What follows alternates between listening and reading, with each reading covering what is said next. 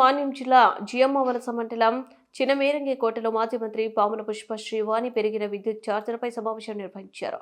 ఈ సందర్భంగా ఆమె మాట్లాడుతూ కూటమి ప్రభుత్వం ఎన్నికల ముందు ఇచ్చిన హామీలని మోసపూరితమని, రాష్ట్ర చరిత్రలో ఎన్నడూ లేని విధంగా ప్రజలపై విద్యుత్ భారాన్ని మోపారన్నారు. ఇప్పుడు అధికారంలో ఉన్న ప్రభుత్వ ఒప్పందాల వల్లే ప్రజలపై కోట్ల మేర భారం పడుతుందన్నారు. దానివలన సామాన్య ప్రజలు ఇబ్బందులకు గురి అయ్యే అవకాశం ఉందన్నారు.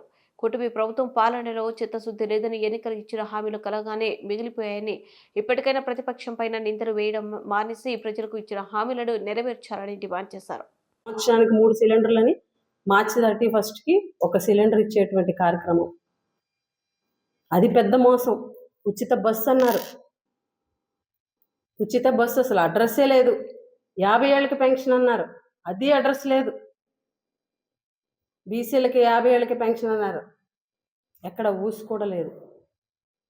ఈరోజు ఎలక్షన్ ముందు ఇచ్చినటువంటి హామీలు ఏవైతే ఉన్నాయో అవన్నీ కూడా మోసపూరితమైనటువంటి హామీలు ఇచ్చి, అబద్ధాలు చెప్పి, ఈరోజు గద్దెనెక్కి ప్రజల నెత్తి మీద బాధుడే బాధుడని చెప్పి భారం మోపి అన్ని ఛార్జీలు పెంచుకుంటూ పోతూ ఒక్క రూపాయి వాళ్ళకి ఆదాయం లేకుండా, ఈరోజు ఏ ఒక్క పథకం ద్వారా కూడా ఒక్క రూపాయి రాకుండా అష్ట కష్టాలు పడేటువంటి పరిస్థితి ఈరోజు రాష్ట్రంలో ఉంది.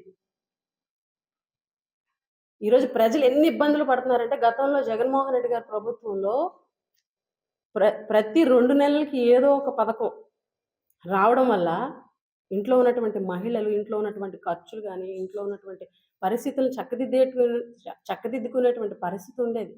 కానీ ఈరోజు ఈ ప్రభుత్వంలో ఒక్క రూపాయి కూడా ఏ పథకం రూపంలో ఇవ్వకపోవడం వల్ల ఈరోజు డైలీ ఫైనాన్స్లు పెరిగిపోయినాయి. మీరు కావాలంటే గ్రామాల్లోకి వెళ్ళి కనుక్కోండి. డైలీ ఫైనాన్స్లు పెరిగిపోయినాయి. ప్రజలు అప్పుల బారిన పడుతున్నారు. ఈ ప్రభుత్వం వస్తే అతివృష్టి లేకపోతే అనావృష్టి అన్నట్టుగా మొన్నటి వరకు వర్షాలు లేవు, ఇప్పుడేమో పంట చేతికి వచ్చే టైంకి వర్షాలు. అంటే అన్ని రకాలుగా కూడా ఈ ప్రభుత్వంలో ప్రజలు నష్టపోయేటువంటి పరిస్థితి, అప్పుల బారిన పడేటువంటి పరిస్థితి, ఒక్క పథకం కూడా ఈ ప్రభుత్వం ఇవ్వలేనటువంటి పరిస్థితి.